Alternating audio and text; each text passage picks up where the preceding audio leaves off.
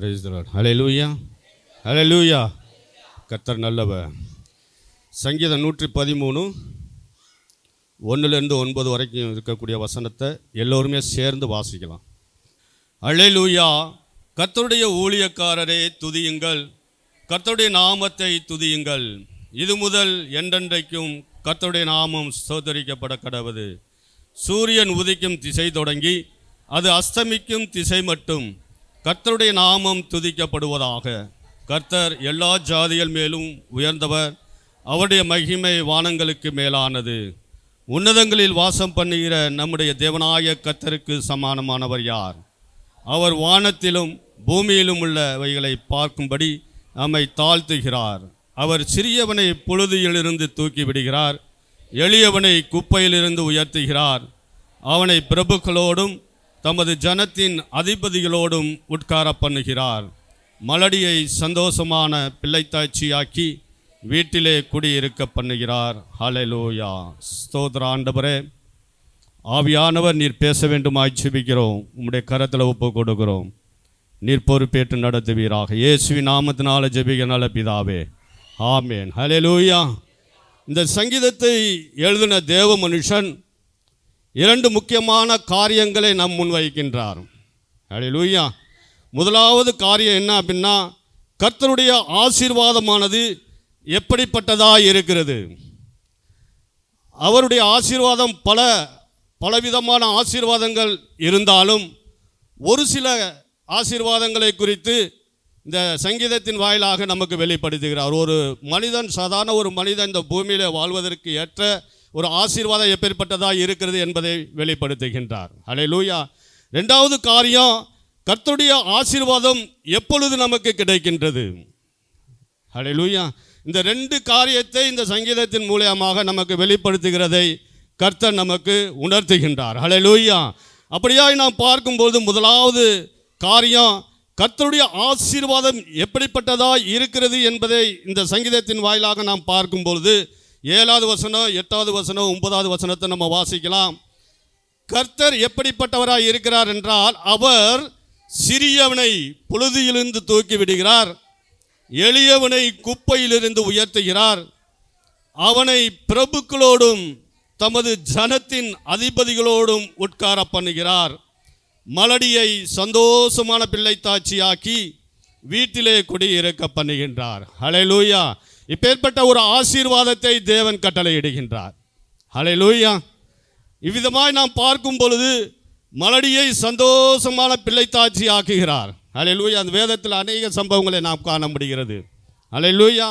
மம்ரே என்ற சமபூமியில் ஆபிரகாம் ஓய்வெடுத்து கொண்டிருக்கும் பொழுது ஒரு தரிசனத்தை காட்டுகிறார் கர்த்தர். அவன் தன் கண்களை ஏறெடுத்து பார்த்தபோது 3 புருஷர்கள் அவனுக்கு எதிர் நின்றார்களாம். ஹல்லேலூயா. அவர்களை கண்ட உடனே இவருக்கு ஒரு ரொம்ப சந்தோஷம், ஒரு மனம் மகிழ்ச்சி. ஹல்லேலூயா. அப்போ அவர்கள் இங்கே வந்தது நிமித்தமான ஒரு ஆசீர்வாதம் இருக்குது என்பதை அவன் உணர்ந்தான். அதனால புசித்து சாப்பிட்டு அவர்கள் செல்லும்படியாக அவர்களை வேண்டிக் கொண்டதன் நிமித்தமாக அவர்கள் புசித்தார்கள். எல்லா காரியங்களும் முடிந்தது. கர்த்தர் அங்கே ஒரு ஆசீர்வாதத்தை கட்டளையிடுகின்றார். ஆதியாகமத்தின் புத்தகம் 18வது அதிகாரம் 10வது வசனம், 11வது வசனம், 12வது வசனத்தை வாசிக்கலாம். அப்பொழுது அவர், ஒரு உற்ப கால திட்டத்தில் நிச்சயமாய் உன்னிடத்திற்கு திரும்ப வருவேன். அப்பொழுது உன் மனைவியாகிய சாராலும் ஒரு குமாரன் இருப்பான் என்றார். சாரால் அவருக்கு பின்புறமாக கூடார வாசலில் இதை கேட்டுக்கொண்டிருந்தார். அவர்கள் 2 பேருமே வயது முதிர்ந்தவர்களாக இருந்தார்கள். அவளோ மலடியாக இருந்தாள். ஹல்லேலூயா. அநேக ஆண்டுகள், முதிர் வயது அப்படின்னாலே நமக்கு தெரியும். ஹல்லேலூயா. ஏறக்குறைய 90 வயதாக இருக்கலாம். ஹல்லேலூயா. ஆபிரகாமுக்கு 100 வயது. அப்பொழுது ஒரு ஆசீர்வாதத்தை தேவன் கட்டளையிடுகின்றார். ஹல்லேலூயா. அடுத்த வசனம், 12வது வசனம். இருந்தார்கள், நின்று போனது. ஆகையால் சாராள் தன் உள்ளத்திலே நகைத்து, நான் கிழவியும் என் ஆண்டவன் முதிர்ந்த வயதுள்ளவருமான பின்பு எனக்கு இன்பம் உண்டாயிருக்குமோ என்றாள். அப்பொழுது ஆபிரகாமை நோக்கி, சாராள் நகைத்து நான் கிழவியா இருக்க பிள்ளை பெறுவது மெய்யோ என்று சொல்வானேன். ஹல்லேலூயா. கர்த்தரால் ஆகாத கூறிய ஒன்றுமே இல்லை. ஹல்லேலூயா.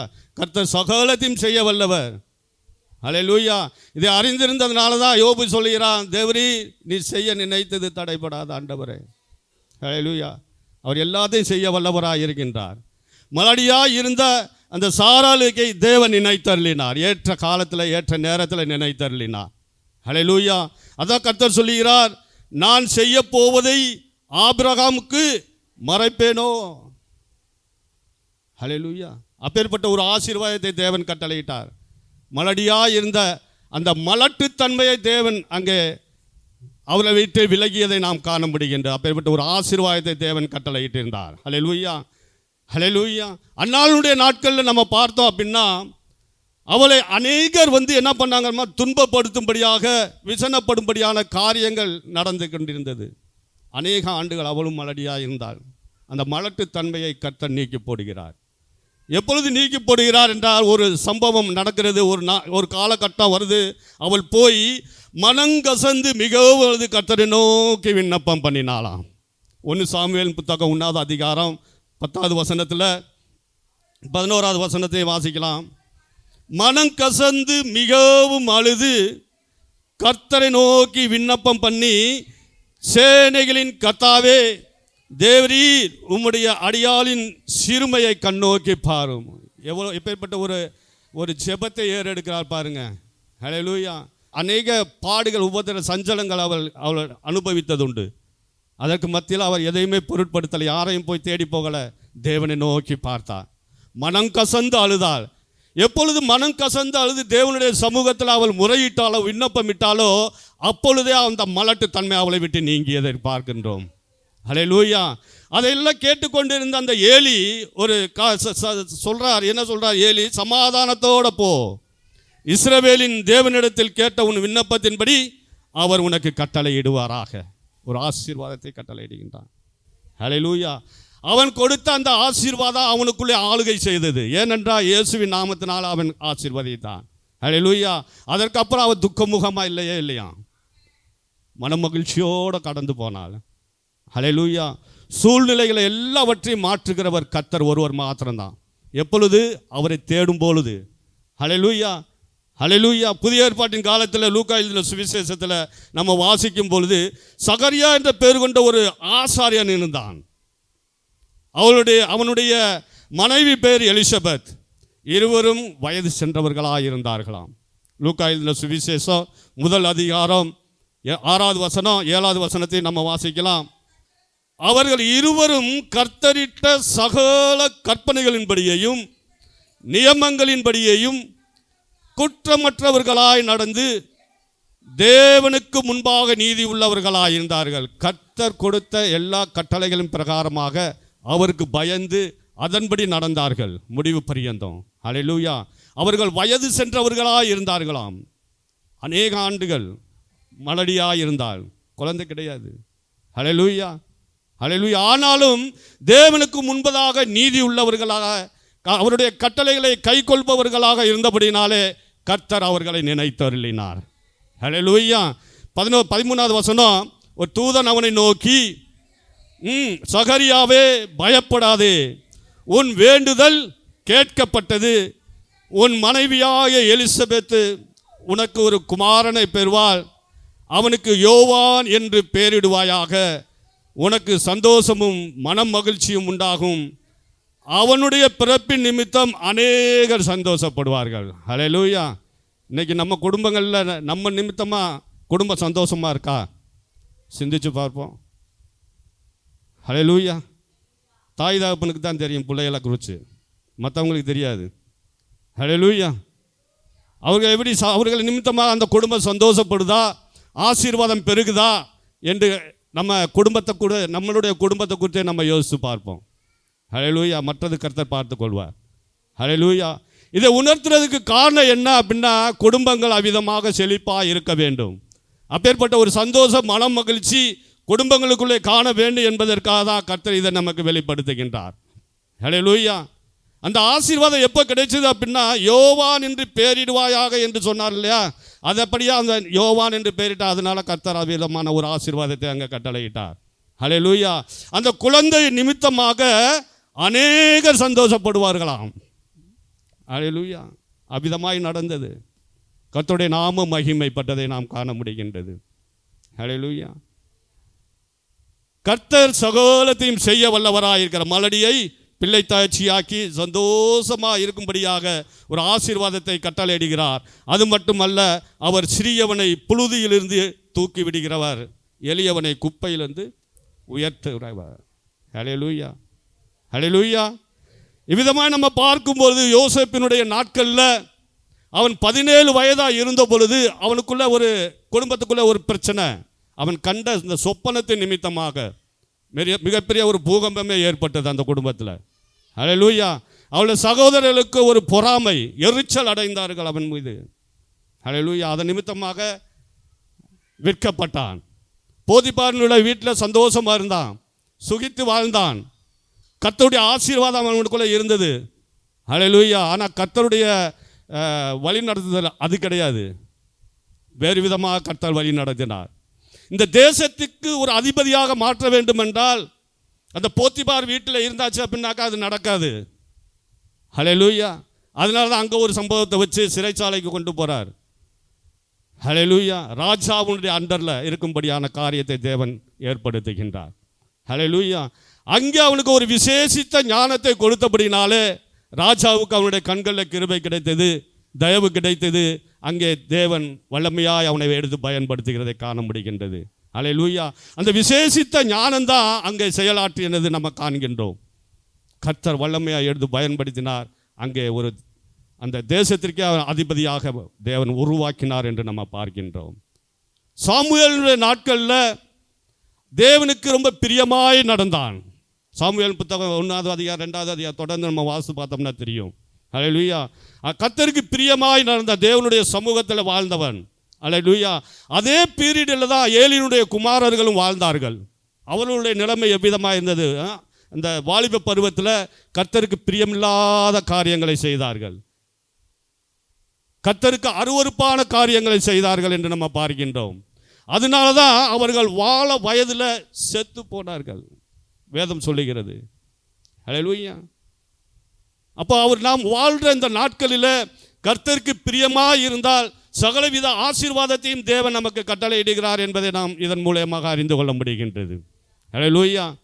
தாவீது எப்பொழுது அவனுடைய தாயினுடைய கற்பத்தில் இருந்தானோ அப்போலேருந்தே வெறுக்க ஆரம்பித்தார்கள் அவங்க குடும்பத்தார். ஹல்லேலூயா. அந்த சம்பவங்கள் எல்லாருக்குமே தெரியும். அப்பொழுதிருந்தே அவனை வெறுக்க ஆரம்பித்தார்கள், தவறாக கற்பம் தரித்திருக்கிறாள் என்று. ஹல்லேலூயா. ஒரு சம்பவம் ஒரு காலகட்டத்தில் அதுக்கப்புறம் தான் உண்மை தெரிய வருது. ஆனாலும் அவனை அப்பொழுதிருந்தே ஒதுக்கினபடினாலே அந்த குடும்பத்தில் அவன் ஒரு யாரையும் ஒரு மனுஷனாக மதிக்கலை. அவனுடைய சகோதரர்கள் எல்லாம் ஒரு நல்ல வெள்ளாஃபில் இருந்தாங்க, நல்ல ஒரு பொசிஷனில் இருந்தாங்க. இவனை மட்டும் ஆடு மேய்க்க அனுப்பிச்சிட்டாங்க. ஹல்லேலூயா. ஆனாலும் அவன் ஒன்றுக்கும் கலங்கவே இல்லை. இந்த மாதிரியான ஒரு சூழ்நிலை ஏறிச்சு, யாரையும் தூசிக்கலை, யாரையும் எதையும் குறை சொல்லலை. கொடுத்த பணியை அவன் உண்மையாய் செய்தான். தன்னுடைய தகப்பனுக்கு உண்மையாய் நடந்தான். இந்த குடும்பத்தில் உண்மையாய் நடந்தவன் அவன் ஒருத்த மட்டும்தான். கர்த்தர் நினைத்தறினான். படிப்படியாக தேவன் அவனை உயர்த்தினதை நாம் காண முடிகின்றது. ஹல்லேலூயா. அப்பேற்பட்ட ஆசீர்வாதத்தை தேவன் இந்த பூமியின் குடிகள் ஒவ்வொருவருக்கும் கொடுக்க வல்லவராக இருக்கின்றார், எப்பொழுது அவரை தேடும் பொழுது. ஹல்லேலூயா. தானியேலுடைய நாட்களில் நம்ம பார்த்தோம் அப்படின்னா அவன் வாழ்ந்து கொண்டிருந்த நாட்களிலே தேவனை தேடினான். தினமும் 3 முறை அங்கே ஜெபத்தை ஏறெடுத்தான் என்று பார்க்கிறோம். ஆனால் சிறைப்பட்டு போனதுக்கு அப்புறம் அந்த தேசம் எப்பேற்பட்ட தேசம், அதனுடைய அட்மாஸ்பியரில் எப்படி இருக்கும், அதனுடைய சர்க்கம்ஸ்டன்சஸ் எப்படி இருக்கும் அப்படின்றது அவனுக்கு தெரியாது. அங்கே அதே மாதிரி செய்ய முடியுமா, கர்த்தரை தேட முடியுமா, முழங்கால் போட்டு நம்ம ஜெபிக்க முடியுமா என்பது அவனுக்கு தெரியாது. ஒரு குழப்பம் அவனுக்குள்ளே இருந்திருக்கலாம் ஒருவேளை. ஆனாலும் கர்த்தர் வல்லமையாக எடுத்து பயன்படுத்தினார். எப்பொழுது பயன்படுத்தினார் தெரியுமா? அவன் ஒரே ஒரு வார்த்தை நினைச்சான், நான் சாப்பிட்றதுலையாவது குடிக்கிறதுலையாவது தீட்டுப்படுத்தலாகாது. அந்த நினைவு தான் கர்த்தர் அவனை உயர்த்தினார். கர்த்தர் அவனோடு இருந்த ஆளுகை செய்தார் என்று பார்த்துக்கோம். ஹல்லேலூயா. தன்னை கெடுத்து கொள்ளக்கூடாதபடி ஒரு காரியம் எனக்குள்ளே இருக்கணும் அப்படின்னா கர்த்தர் ஒருவரால் மாத்திரம்தான் முடியும். ஹல்லேலூயா. கர்த்தரை தேடினா விசேஷித்த ஞானம் அவனுக்குள்ளே விளங்கியது. கர்த்தர் அங்கே உயர்த்தினார். அதிபதிகளுக்கும் தேசாதிபதிகளுக்கும் ஒரு உயர்வை கொடுத்தார் என்று நம்ம பார்க்கின்றோம். ஒரு தலைமைத்துவத்தை கொடுத்தார் என்று நம்ம பார்க்கின்றோம். ஹல்லேலூயா. இன்றைக்கி நம்ம அநேக நேரங்களில் நினைச்சிருக்கலாம், இந்த காரியம் நடக்குமா, அந்த காரியம் என்னை கொண்டு செய்வாரா என்று பல சிந்தைகள் இருக்கலாம். ஹல்லேலூயா. விசுவாசத்தோடு அவரை நோக்கி பார்க்கும் பொழுது அவருடைய கிருபை நம்மளை தாங்கி வழி நடத்துகிறதை நாம் உணர முடிகின்றது. ஹல்லேலூயா. இவ்விதமாக எல்லாருக்கும் இவர்கள் எல்லாருமே இந்த இப்போ சொன்னக்கூடிய காரியங்கள் எல்லாமே நமக்கு ஒரு முன்மாதிரியாக வைத்ததற்கான காரணம் என்ன அப்படின்னா, நாம் அதன்படி நடக்க வேண்டும், அதை நாம் கை கொள்ள வேண்டும் என்பது தான் கர்த்தருக்கு பிரியமாக இருக்கின்றது. ஹல்லேலூயா. ரெண்டாவது காரியம், கர்த்தருடைய ஆசீர்வாதத்தை நாம் எப்பொழுது பெற்றுக்கொள்கிறோம்? அவரை துதிக்கிறது நிமித்தமாக. ஹல்லேலூயா. அவரை துதிக்கிறது நிமித்தமாக, அவருடைய நாமத்தை நாம் மகிமைப்படுத்தும் போது, அவருடைய நாமத்தை நாம் பிரஸ்தாபப்படுத்தும் போது ஆவியானவருடைய கிருபை, அவருடைய ஆசீர்வாதம் நமக்கு ஒரு ஊற்றாய் பெருக்கெடுத்து வருகிறதை நாம் காண முடிகின்றது. ஹல்லேலூயா. அவ்விதமாக நாம் பார்த்தோம் அப்படின்னா 1 நாளாகமத்தின் புத்தகத்தில் 16வது அதிகாரம், தாவீது தேவனுடைய அந்த உடன்படிக்கை பெட்டியை கொண்டு வந்ததற்கு பின்பு அதற்கு கொடுக்கக்கூடிய எல்லா சகல பலிகளையும் செலுத்தின பின்பு கர்த்தருடைய நாமத்தினால எல்லோரையும் ஆசீர்வதிக்கின்றார். ஹல்லேலூயா. ஆசீர்வதித்தது மட்டுமல்ல, அந்த உடன்படிக்கை பெட்டிக்கு முன்பதாக தேவனை துதிப்பதற்கும் ஆராதிப்பதற்கும் அவருடைய நாமத்தை பிரஸ்தாபப்படுத்துவதற்கும் மகிமைப்படுத்துவதற்கும் ஆட்களை அங்கே நியமிக்கின்றார். ஹல்லேலூயா.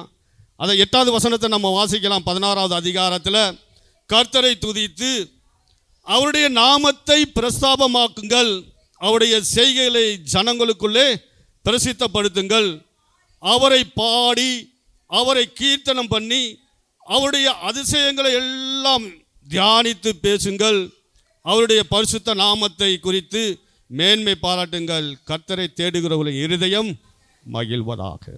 ஹல்லேலூயா. இவ்விதமாய் அவர்களுக்கு கற்றுக் கொடுக்கிறார், இதெல்லாம் செய்ய வேண்டும் என்று. இது அவர்களுக்கு மட்டும் கொடுக்கல, நமக்கும் அதை போதிக்கின்றார். நாம் அதை கை கொள்ள வேண்டும், அவரை துதிக்க வேண்டும், அவருடைய நாமத்தை நாம் மகிமைப்படுத்த வேண்டும் என்று. ஹல்லேலூயா. ஹல்லேலூயா. அதான் 29வது வசனம், கர்த்தருக்கு அவருடைய நாமத்திற்குரிய மகிமையை செலுத்தி காணிக்கைகளை கொண்டு வந்து அவருடைய சந்நிதி முன் பிரவேசியுங்கள், பரிசுத்த அலங்காரத்துடனே கர்த்தரை தொழுது கொள்ளுங்கள். ஹல்லேலூயா. பரிசுத்த அலங்காரத்தோடு அவரை தொழுது கொள்ளணும். ஏனென்றால் அவரை துதிக்கும் போது அவருடைய நாமம் மகிமைப்படுகிறது, அவர் நல்லவராக இருக்கின்றார். ஹல்லேலூயா. அதனால தான் சங்கீதக்காரன் சொல்கிறான், கர்த்தருடைய நாமம் ஸ்தோத்தரிக்க கடவுது, சூரியன் உதிக்கும் திசை தொடங்கி அது அஸ்தமிக்கும் திசை மட்டும் கர்த்தருடைய நாமம் மகிமைப்படுவதாக. ஹல்லேலூயா. கர்த்தர் எல்லா ஜாதிகள் மேலும் உயர்ந்தவர், அவருடைய மகிமை வானங்களுக்கு மேலானது, அவர் உன்னதங்களிலே வாசம் பண்ணுகிற தேவன். ஹல்லேலூயா. அவர் உன்னதங்களிலே வாசம் பண்ணுகிற தேவனாக இருக்கிறதற்கான காரணம் என்னன்னா, நம்மளை உன்னதத்தில் அழைத்து கொண்டு போவதற்காக. ஹல்லேலூயா. ஹல்லேலூயா. அவர் உன்னதத்தில் வாசம் பண்ணுகிற நம்முடைய தேவனாய கர்த்தர் சமானமானவர் யார்? அவருக்கு சமமான தேவர்கள் வேறு யாருமே கிடையாது. ஹல்லேலூயா. அடுத்த வசனம், அவர் வானத்திலும் பூமியிலும் உள்ளவைகளை பார்க்கும்படி தம்மை தாழ்த்துகிறார், முடிவு பரியந்தம் தன்னை தாழ்த்தி கொண்டார் என்று பார்க்கின்றோம். ஹல்லேலூயா. அவருக்கு முன்பதாக நம்ம தாழ்த்தி அவருடைய நாமத்தை மகிமைப்படுத்தும் பொழுது தேவனுடைய ஆசீர்வாதத்தின் கரம் நம்மளை தாங்கி வழி நடத்துகிறதை காண முடிகின்றது. ஹல்லேலூயா. அவை இந்த 2 காரியத்தை நம்ம மனசில் வைத்து கர்த்தருடைய ஆசீர்வாதம் எப்படிப்பட்டதாக இருக்கிறது என்பது, அநேக ஆசீர்வாதங்கள் இருந்தாலும் ஒரு சில காரியங்களை கொடுத்து நமக்கு இந்த இதில் இருப்பது இன்னும் அநேக ஆசீர்வாதங்கள் இருக்குது. அது எல்லாவற்றையும் தியானித்து நம்ம அதன்படி நடப்போம். ஹல்லேலூயா. அவருடைய ஆசீர்வாதத்தை நம்ம பெற்றுக்கொள்வோம், முடிவு பரியந்தம் அவரை பற்றி கொள்வோம். கர்த்தர் நம்மளை வழி நடத்த வல்லவராக இருக்கின்றார். ஹல்லேலூயா.